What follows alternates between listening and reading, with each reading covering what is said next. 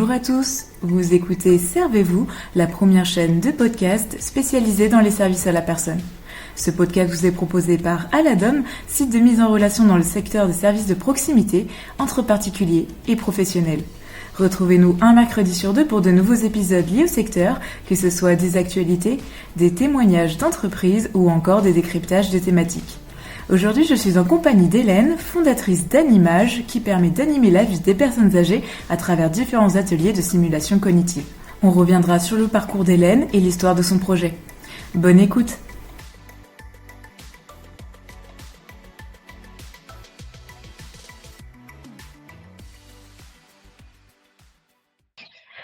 Bonjour Hélène, merci déjà de participer aujourd'hui à cet épisode sur la chaîne de Servez-vous.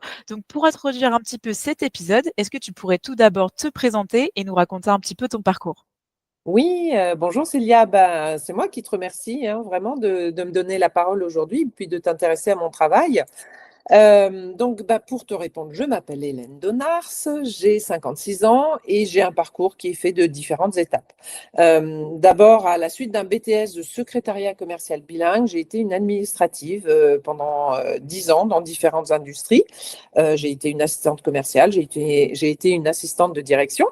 Et puis, je me suis arrêtée ensuite pendant presque 7 années pour m'occuper de mes 3 enfants. Et quand j'ai repris le travail, j'ai eu en fait vraiment beaucoup de difficultés à retrouver la vie de bureau et pour tout te dire, les cancans qui vont avec.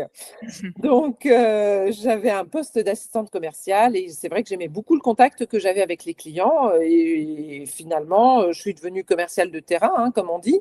Mais en réalité, c'était une envie très, très naïve de ma part parce que j'avais envie d'aller à la rencontre de mes clients. Alors que bien sûr, on allait attendre de moi des rapports marchands quand moi, je recherchais des rapports humains.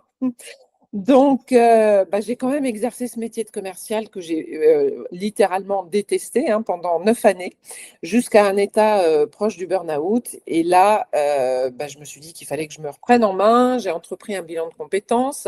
Ça m'a permis d'identifier tout ce que je ne voulais plus vivre. Et puis également, des savoir-faire et des savoir-être que je pouvais mettre au service d'un nouveau métier.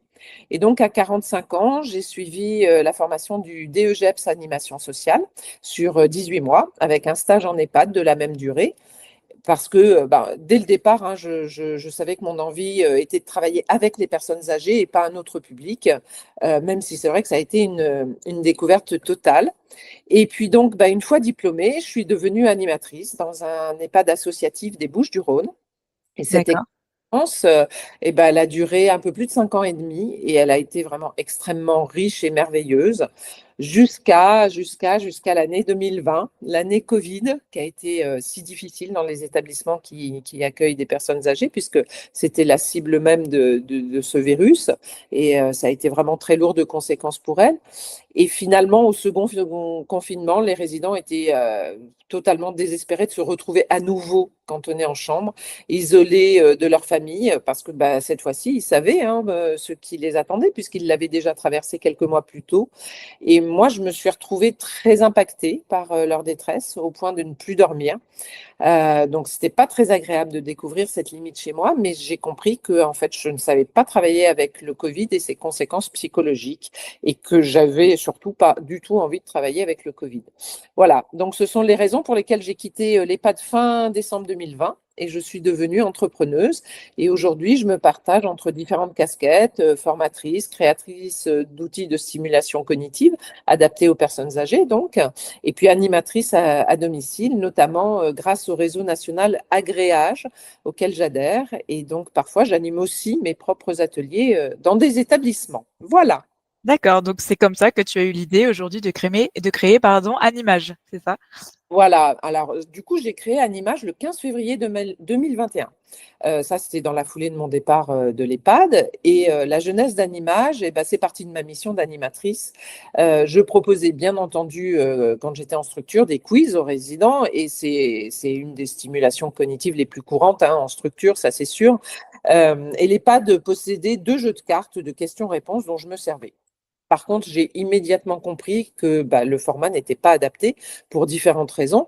Il y avait ceux qui entendaient mal, qui étaient exclus puisqu'il n'y avait pas de support visuel. Les réponses étaient, je dirais, nues. C'est-à-dire que on venait pas les nourrir, c'était juste une réponse à une question. Et donc, on passait d'une question à une autre, ça pouvait être assez monotone.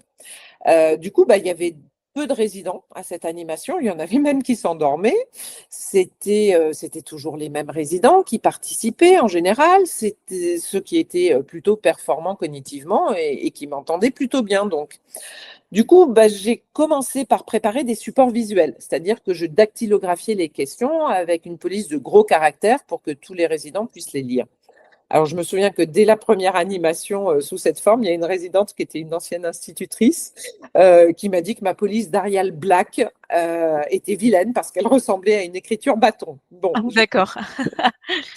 donc en même temps, j'ai aimé son commentaire. J'ai opté pour une police plus grasse, mais plus ronde, le Cooper Black. Et du coup, là, elle était satisfaite. Donc, je l'ai adoptée depuis. D'ailleurs, c'est celle de mon logo pour Animage. Oui, très bien. Alors, pour les malvoyants, pour les non-voyants, bien entendu, je lisais à voix haute tout ce qui s'affichait à l'écran. Donc, je projetais soit sur un écran télé, soit sur un grand écran avec un vidéoprojecteur. Et puis, par la suite, j'ai aussi utilisé ces tablettes pour des ateliers en 1 pour 1 dans les chambres, notamment pendant le Covid. Bon, c'était mieux, mais j'ai encore amélioré le format après avoir été formée à la méthode Montessori adaptée aux personnes âgées. Là, j'ai bien compris que le principe du parler moins et montrer plus, c'était important. Et donc, j'ai fait ressortir les mots-clés par un jeu de couleurs de caractères. Et puis, j'ai associé soit des images, soit des photos, soit des pictogrammes aux parties écrites pour en faciliter la compréhension. Donc. Et puis, je proposais évidemment des pistes de solutions, 3 réponses possibles à chaque fois. C'est de toute façon courant en EHPAD de suggérer des pistes de réponses pour éviter les mises en échec. Et une fois que les bonnes réponses étaient données, les résidents se montraient curieux, en fait. Ils posaient des questions et auxquelles je n'avais pas toujours les réponses. Alors, j'ai rajouté des pages intitulées « Le saviez-vous » et ces pages, elles viennent nourrir les réponses avec des anecdotes et du coup, ça a permis beaucoup plus d'échanges, beaucoup plus d'interactions. C'était très sympa. Alors, ça commençait à être un peu plus vivant, ces quiz. Il y avait un peu plus de résidents, ça rigolait, ça discutait bien pendant les échanges. Il y avait parfois même des familles qui participaient. Et je tenais compte systématiquement de toutes leurs réactions pour à chaque fois perfectionner les quiz. Donc j'écoutais, je les observais, je réajustais pour perfectionner mon modèle. Par exemple, un jour, il y a une résidente qui n'avait pas compris qu'on était passé à une nouvelle question. Donc à partir de ce moment-là, j'ai chaque fois signalé qu'on passait à une nouvelle question. C'était écrit à l'écran, c'était annoncé. Donc sa réaction m'a vraiment été très utile. Par la suite, j'ai encore adapté le format. Par exemple, plutôt que de faire apparaître une page sur laquelle on trouvait d'un seul bloc la question, les 3 réponses proposées, j'ai décidé de faire apparaître d'abord la question à un rythme tranquille, puis les pistes de solutions, les images associées, en laissant en fait un timing pour que chacun puisse avoir le temps de lire, d'associer ce que je lisais pour ceux qui étaient malvoyants, donc en voyant tout ça apparaître ou en m'entendant. Donc, ça a permis encore à un plus grand nombre de mieux suivre. Et le jour où j'ai proposé un quiz sur le cinéma français, qui évoque des films cultes que les résidents connaissent bien et qu'ils ont aimés, j'ai entendu une résidente qui a dit c'est dommage, j'aurais bien aimé revoir la scène du je ne sais plus quel était le film. Et je me suis dit que finalement, elle avait drôlement raison. Donc, je suis venue nourrir les réponses et les fameuses pages, le saviez-vous, par des extraits de films ou des bandes annonces. Et j'ai repris ce principe pour tous les quiz que j'avais déjà préparés. Donc, j'ai recherché des vidéos d'illustration pour chaque réponse de chaque quiz. Et ça, je peux te dire que ça a été un sacré boulot. Et puis, du coup, m'est arrivé une question. Je me suis posé le problème des droits de diffusion. Donc, j'ai contacté la SACEM pour m'assurer que je pouvais diffuser ces images à l'EHPAD. Alors, la réponse, elle a été parfaite pour moi, puisqu'ils m'ont dit que du moment que l'établissement était à jour de sa taxe SACEM, je pouvais diffuser mes quiz. Et évidemment, c'était le cas, puisqu'il y a des télés dans les établissements, donc je ne connais pas encore d'établissement qui n'ait pas honoré cette taxe. Mais c'est vrai que c'est une donnée importante, hein, parce que quand je vends les ateliers, j'ai la démarche de m'assurer d'abord que cette taxe est bien honorée et je demande à l'établissement de me signer les conditions d'utilisation pour qu'il me le stipule noir sur blanc, hein. Mais comme je te le disais, je ne connais pas encore d'établissement qui n'ait pas honoré cette taxe. Alors, après, en décembre 2021, je suis allée soutenir mon travail au trophée du festival de la Silver Echo à Cannes. Et là, j'ai eu vraiment beaucoup d'émotions parce que j'ai reçu un prix coup de cœur du jury dans la catégorie aide aux aidants. Donc, j'étais pas la lauréate, mais ce prix coup de cœur, c'était une reconnaissance pour moi, hein, qui travaille seule dans mon coin. Et ça m'a permis de mesurer que mes ateliers sont des aides aussi pour les aidants professionnels, pour les aidants familiaux, pas que professionnels. Parce que finalement, ils sont toujours très contents qu'on les outille, ces aidants familiaux. Bien sûr. L'avantage, c'est qu'il n'y a pas besoin d'avoir des connaissances particulières pour pouvoir animer mes quiz, puisque toutes les réponses sont données. Donc, c'est accessible à tout le monde. Je les ai construits, je dirais, clé en main, avec des temps de pause pour laisser place aux interactions. Les participants donnent leur avis, ils racontent leurs souvenirs, ils évoquent leur expérience. Donc, il y a des interactions, il y a des échanges, beaucoup d'échanges même. Et pour autant, j'ai encore fait évoluer, oh là là, j'ai encore fait évoluer depuis ces ateliers parce que j'ai pris le temps de sous-titrer toutes les vidéos de chaque quiz et toujours en gros caractères. Donc ça aussi, ça a été un travail laborieux, mais je pense que c'était vraiment très, très utile pour que un maximum puisse suivre. Donc là, maintenant, je pense que le format, il est calé, il est opérationnel, plus opérationnel que jamais. Donc, je suis plutôt contente de toutes ces améliorations que j'ai dû apporter grâce aux réactions des participants. Moi, j'en ai vu les effets, hein, que ce soit en structure ou à domicile. Et puis, j'ai eu des retours très positifs de professionnels, notamment il y en a un d'une psychomotricienne qui les avait commentés, qui avait dit que le contenu des ateliers était riche, que c'était porteur de sens, que le déroulé était adapté, que les mémoires stimulées étaient celles du long terme, de la sémantique, la mémoire épisodique, que les émotions et leur verbalisation se faisaient par un travail de réminiscence, qu'il y avait une vraie dynamique de tout le groupe face à des pairs et que ça pouvait venir augmenter l'estime de soi. Enfin, vraiment, j'étais très touchée de son commentaire. Et donc, après, l'idée de diffuser, c'est que tout simplement, le temps de préparation d'un outil aussi complet, c'est très long. Et avec des outils clés en main, ça fait gagner du temps considérable aux professionnels. Et puis finalement, donc les aidants familiaux les apprécient beaucoup. Mais là où j'ai été surprise, c'est que les directions d'établissement sont aussi très intéressées par cet outil parce que ça permet de proposer à leurs équipes d'avoir un outil professionnel facile à utiliser quand leur personnel d'animation est absent. Et donc, du coup, ça permet de maintenir l'animation. Voilà. D'accord, ok. Très bien, c'est très riche en tout cas tout ça entre ton parcours et effectivement ce que tu as accompli. En tout cas, bravo. Merci beaucoup. Et du coup, effectivement, donc maintenant tu as cette structure que tu as créée Animage. Donc tu as parlé un peu déjà des ateliers que tu proposais notamment en établissement grâce au quiz et justement à la mise en place du numérique aussi, qui a une place assez importante avec tout ce qui est tablette, etc. Et des ateliers et des animations clés en main. Est-ce que tu as est-ce que tu proposes d'autres types d'animations, que ce soit en structure ou à domicile? Oui, alors en fait, dans mon offre Animage, il y a trois catégories de produits. Il y a les quiz, qui sont des quiz thématiques essentiellement. J'ai des ateliers poétiques et musicaux et j'ai ce que j'appelle des voyages dans un fauteuil.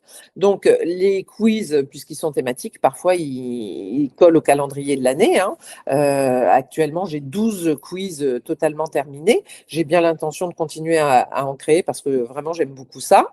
Donc, si on essaye de coller au calendrier, au mois de janvier, il y a le quiz sur le nouvel an et les traditions pour se souhaiter les vœux de la bonne année à travers le monde. En février, j'avais créé un quiz sur les carnavals, puisque c'est la saison des carnavals en France et dans le monde aussi. J'avais fait un quiz sur les fleurs, donc il est idéal soit pour l'arrivée du printemps, soit pour un 1er mai, pourquoi pas.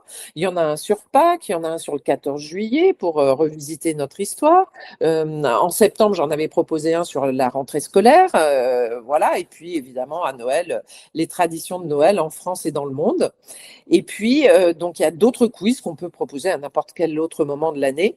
Donc celui du cinéma français que j'évoquais tout à l'heure, un quiz de culture générale, c'est toujours très très apprécié, un quiz sur la chanson française, donc à chaque fois ils vont pouvoir chanter les chansons, un quiz sur les anciennes publicités télévisées, et puis puisque je vis sur Marseille, il y a un quiz sur Marseille et la Provence. Voilà. D'accord. Alors j'ai aussi 3 autres ateliers différents, donc il y a un atelier rébus. Donc, dans celui-là, on va progresser petit à petit. Donc, je commence par leur faire découvrir des mots simples grâce à des images. On y va évidemment syllabe par syllabe, c'est le principe du rébus. Et puis, on va terminer par retrouver même des phrases entières parce que quand ils ont bien compris le principe, ils sont de plus en plus performants dans l'exercice et du coup, c'est vraiment un joli exercice cognitif. Et puis à côté de ça, j'ai donc créé, alors pour l'instant je n'en ai que 2, je souhaite en créer encore, mais 2 ateliers poétiques et musicaux. Il y en a un qui est sur Bourville et l'autre qui est sur Yves-Montand.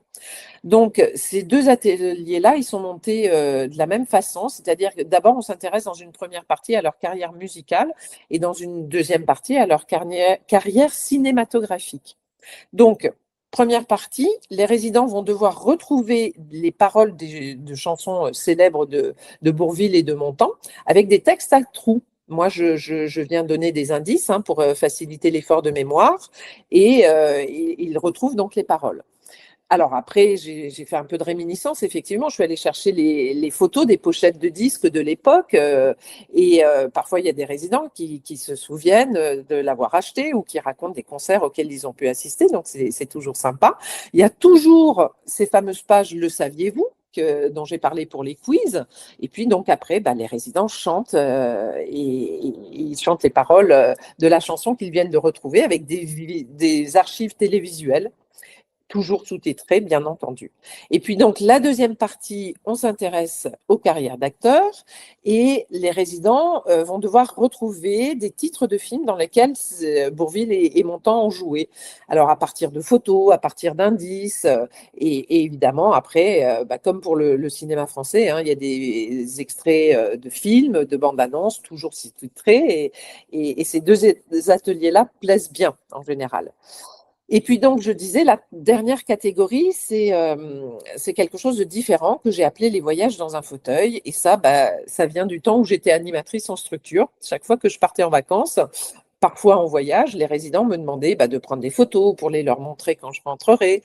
Ils étaient curieux, ils s'intéressaient à ce que j'avais vu, à ce que j'avais vécu. Et puis, je me suis dit que j'allais leur monter ces voyages en essayant de rendre les choses un peu intéressantes. Donc, j'essaye de situer les pays ou les régions où je me suis rendue, le voyage qu'il m'a fallu faire pour y parvenir, le contexte culturel du pays. J'essaye d'alterner avec des photos, des anecdotes, des informations, des vidéos. Et donc, je fais comme ça chaque étape de mes voyages, chaque musée que j'ai pu visiter, chaque site, je présente tout. Et j'alterne donc photos, vidéos, ça permet que ce soit vivant, ça vient casser les rythmes. Et puis évidemment que ça laisse une totale place aux échanges parce qu'il y a des résidents qui ont fait les mêmes voyages que moi parfois, donc ils viennent nourrir ça. C'est vraiment une belle évasion. Donc aujourd'hui, j'ai 7 voyages qui sont montés. Je peux faire découvrir Barcelone. Suite à un voyage que j'avais fait aux États-Unis en 2017, un voyage de 3 semaines, là j'ai 5 voyages dans un fauteuil monté sur ces 3 semaines. Il y a San Francisco, en fait c'est de San Francisco à New York, mais en passant par le Grand Canyon, Monument Valley, Antelope Canyon, Yellowstone. Enfin voilà, j'ai eu beaucoup de chance de faire ce voyage. J'ai monté aussi le voyage que j'ai fait au Svalbard, donc en Arctique. Ça, c'était il y a 2 ans et ça, c'était un voyage assez extraordinaire. Mais j'en ai encore d'autres en préparation. Il faut que je monte celui sur les Cinque Terre en Italie. J'ai un voyage au Portugal et puis j'ai aussi eu l'occasion d'aller rejoindre ma fille pendant 3 semaines en Nouvelle-Zélande. Donc, j'ai encore du pain sur la planche. Voilà. Mais c'est vrai que ces outils qui, au départ, sont destinés aux structures, je les utilise aussi lors de mes interventions à domicile et ça fonctionne super bien. Et par contre, c'est vrai que pour du face-à-face à domicile au niveau des quiz ou des ateliers poétiques et musicaux, il n'y a forcément pas la même interaction qu'avec un groupe de 20 à 30 personnes. Oui, bien Et sûr. voilà, donc pour le domicile, je préconise soit d'acheter l'atelier complet, mais de le diviser en deux. Mais sinon, j'ai effectivement divisé les ateliers en deux pour les participants à domicile. Donc, il y a à peu près une vingtaine de questions à chaque fois par atelier. Du coup, ça fait une dizaine de questions pour les formats du domicile. Voilà. Et sur les outils que j'ai créés, c'est tout. Mais puisque je suis en train de parler du domicile, ce que je peux dire aussi, c'est que j'ai créé beaucoup d'ateliers de stimulation cognitive que j'utilise à domicile. Donc, ce sont des ateliers très simples, hein, de différents niveaux que j'ai plastifiés et qui envahissent tout mon coffre de voiture à l'année, que je partage parfois aussi en formation. Mais voilà, là, c'est tout ce que j'ai pu créer. D'accord, ça fait déjà beaucoup de choses. Oui, oui, mais ça, c'est le résultat de presque 6 ans d'expérience en tant Oui, bien sûr. Non, non, mais en tout cas, c'est très chouette. J'ai beaucoup aimé le concept. J'avais déjà regardé un petit peu ce que tu faisais sur ton site internet, mais le concept voyage en fauteuil, je trouvais ça super sympa. Et effectivement, ça permet, voilà, comme tu le dis et comme le dit très bien le nom de l'atelier, c'est pour pouvoir permettre aux personnes âgées de pouvoir découvrir un pays s'ils ne le connaissaient pas ou de redécouvrir un pays à travers ton expérience. Oui, Et voilà, et je trouvais ça super, que ce soit d'ailleurs pour toi, parce que toi, ça te permet aussi d'allier, le voyage, c'est quand même quelque chose de super chouette et d'en transmettre un peu tes connaissances. Donc voilà, j'avais beaucoup apprécié cet atelier-là. c'est gentil, mais c'est vrai que tout est venu d'eux, hein. Ils étaient très, très demandeurs. Alors, c'est vrai que du coup, les voyages dans un fauteuil, je ne les propose pas à la vente parce que ça me paraît difficile de parler d'un voyage qu'on n'a pas fait, hein. Oui, bien sûr, ouais. Mmh. Voilà.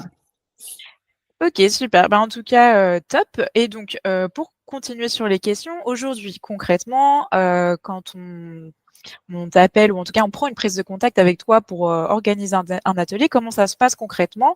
Donc effectivement de la prise de contact d'un établissement ou d'une personne jusqu'au jour de l'atelier et toute l'organisation qui s'en mêle derrière.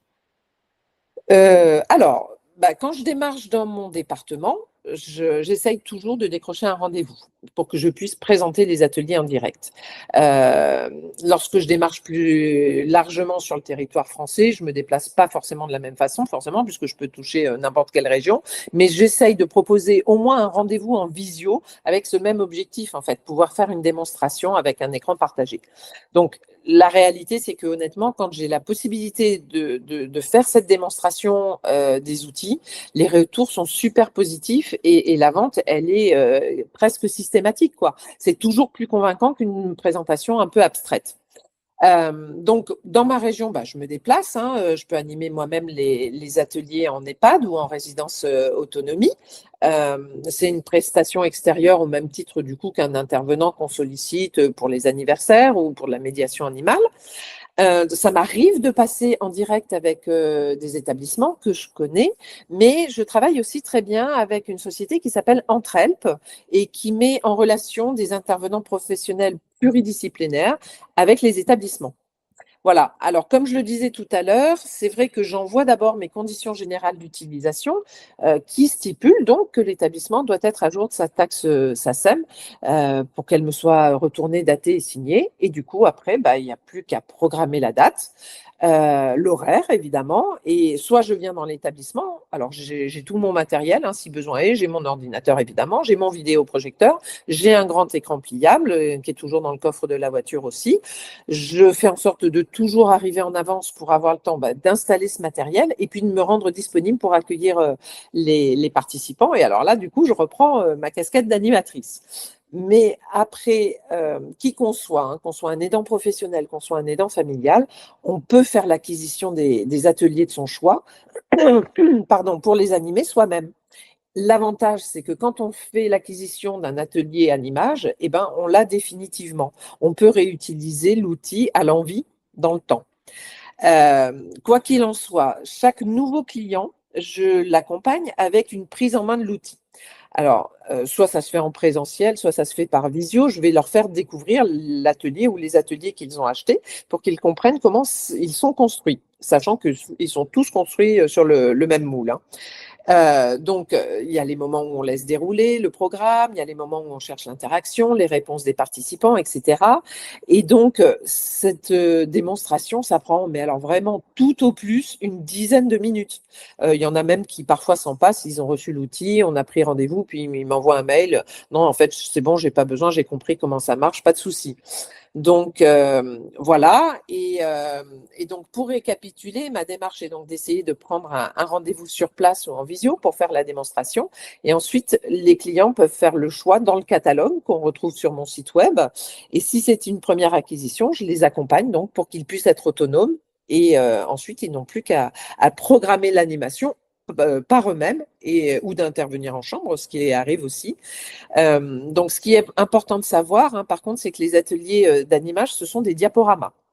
Donc, qu'on utilise un ordinateur ou une tablette, il faut être équipé de PowerPoint ou pouvoir lire les PowerPoint avec un logiciel compatible, hein, comme Keynote, par exemple, sur Apple. Et moi, je vais fournir les ateliers sur des clés USB. Et les fichiers sont protégés par un logiciel dont j'ai fait l'acquisition, c'est-à-dire qu'ils ne peuvent pas être imprimés, ils ne peuvent pas être copiés, ils ne peuvent pas être envoyés, ils ne peuvent pas non plus être modifiés. Voilà. D'accord. Et j'ai aussi préparé des questionnaires de satisfaction. Donc parfois, il y en a qui jouent le jeu, parfois non, c'est pas grave, hein, il n'y a pas d'obligation. Mais c'est vrai que j'invite soit les utilisateurs, soit même parfois les usagers, donc les résidents eux-mêmes, s'ils le souhaitent, de me faire un retour. Donc voilà, il y a différents professionnels qui m'ont fait des retours, comme celui de la psychomote dont je parlais tout à l'heure, mais aussi des familles qui étaient là, présentes à des ateliers, et notamment une famille qui avait fait l'acquisition pour leurs parents. D'accord, OK. Bon, ça marche. J'avais une question puisque tu en parlais, mais justement, quand toi, tu te déplaces pour justement être animatrice des ateliers, ça dure combien de temps en règle générale dans les établissements? Ah oui, c'est une bonne question, j'en ai pas parlé. Alors, franchement, il faut compter à peu près entre 1 h 15 et 1 h 30. D'accord. Il peut y avoir une entracte avec un goûter. Moi, j'ai pas de problème à ce que le personnel arrive. Ça arrive souvent, hein, parce que vu l'heure où commence l'atelier, donc pas de souci. Donc des fois, je peux être sur place pendant 2 heures, mais ça m'est arrivé une fois de rester 2 h 20 parce que c'était dans un établissement où il y avait une équipe excellente et donc ça n'arrêtait pas. Ça marche, OK. Bon, bah, voilà, c'est pour ça que je voulais savoir en même temps pour, les personnes qui nous écoutent, surtout, s'il y a des directeurs d'EHPAD ou, des animateurs qui seraient intéressés. Et du coup, alors, c'est bon pour ça et on n'a pas trop abordé encore la question de la formation parce que j'ai vu également que tu étais formatrice. Oui. Comment tu interviens aujourd'hui? Alors oui, je suis formatrice effectivement et concrètement, quand j'ai quitté l'EHPAD, j'ai bien compris que ce qui allait me permettre de vivre rapidement de mon entrepreneuriat, ça allait être en priorité de développer la formation, en tout cas dans un premier temps. Donc c'est vrai que dans mon DE d'animation sociale, on valide un UC de pédagogie, donc j'étais formée à dispenser une formation, mais c'est vrai que j'y avais jamais pensé jusqu'à ce qu'il y ait un centre de formation dans ma région qui me démarche, un centre de formation des Bouches-du-Rhône. Alors, j'aime bien toujours aller ouvrir les portes qui se présentent sur ma route avant de prendre ma décision. Donc, je leur ai dit, OK, je vais faire un essai. Ils m'ont dit, fais-en au moins 3 parce que, c'est pas toujours représentatif de la mission. Et puis, en fait, je me suis retrouvée dès la première fois dans le plaisir à partager mon expérience. Et c'est ça qui m'a plu parce qu'avant d'essayer, j'avais vu ça un peu comme de l'enseignement. Et pour le coup, ça ne me tentait pas forcément. Et finalement, c'est pas ça. Je viens partager, je viens relayer. Et ça me correspond plus. Donc, je viens pas dispenser un savoir. Je m'appuie simplement sur mon expérience professionnelle pour présenter des résultats que moi, j'ai pu obtenir. Et donc, j'essaie juste de faire adhérer ceux en quoi je crois profondément parce que je l'ai expérimenté.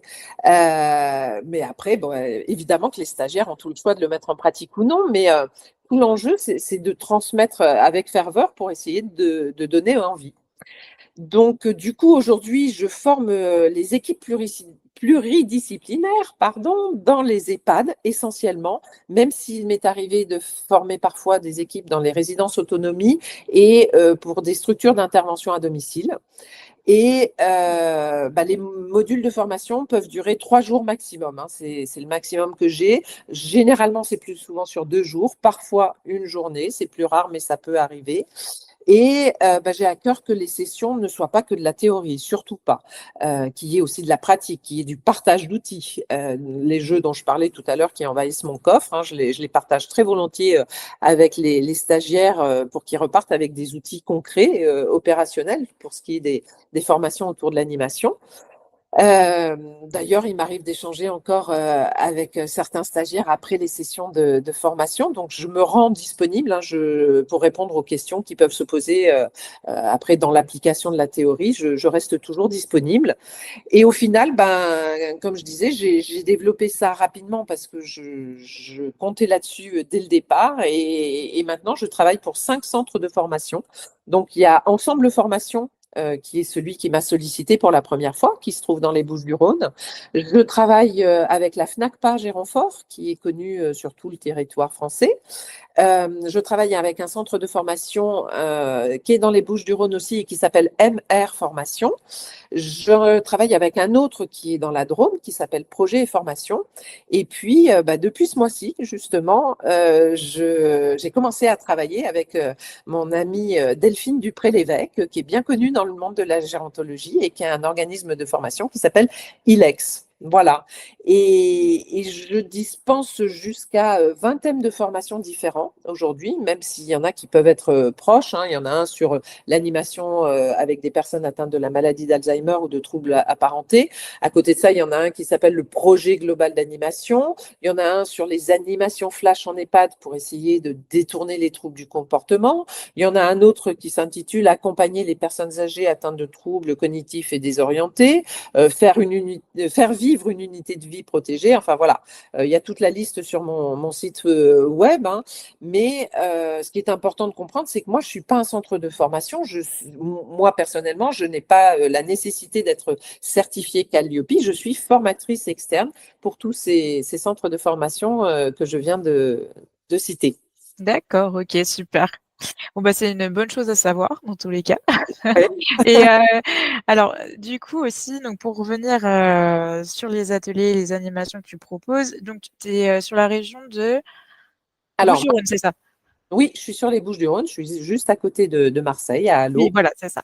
Juste à côté de Marseille, mais tu peux te déplacer sur toute la France. Ah oui, oui, oui. Alors, ma Oui. casquette de formatrice, elle m'envoie un peu partout en France, hein, et alors moi, ça me régale. J'adore ça, vraiment. Donc, je me rends très, très régulièrement à Vincennes pour un même groupe. Je suis intervenue en Alsace, en Corse, en Occitanie, donc il y a pire quand même.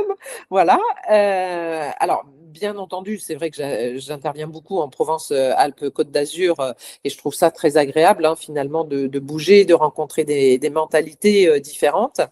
Et pour mes interventions en structure, c'est sûr que j'anime plutôt mes ateliers animage autour de chez moi. Donc, je peux aller dans les Bouches-du-Rhône, je peux aller sur le Var, qui n'est pas très loin.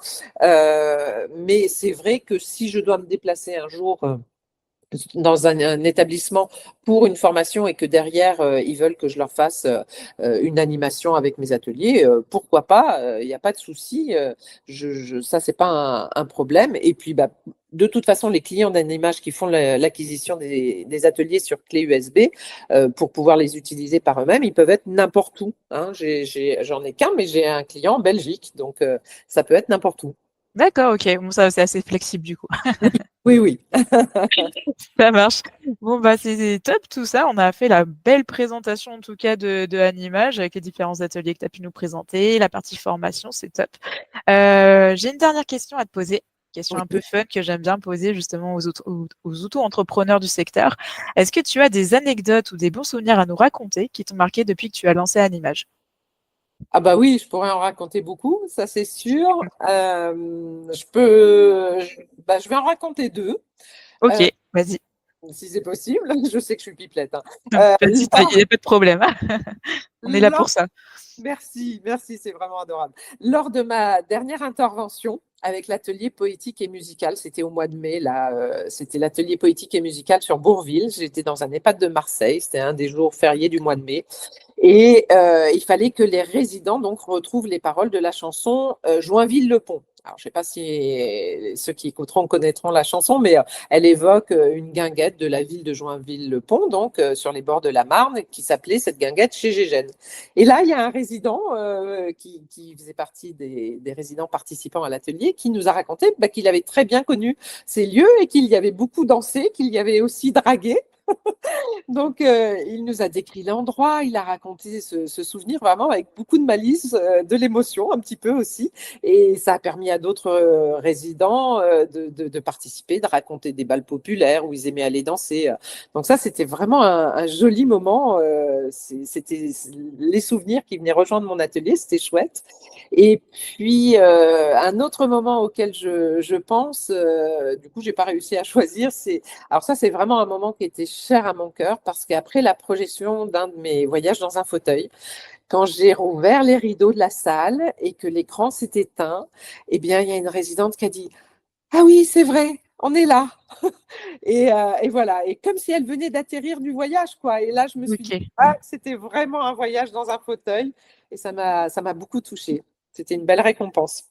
Et c'est une belle reconnaissance aussi quand on voit qu'on arrive à créer autant d'émotions chez les personnes âgées, c'est C'est chouette. ça, c'est ça. Voilà.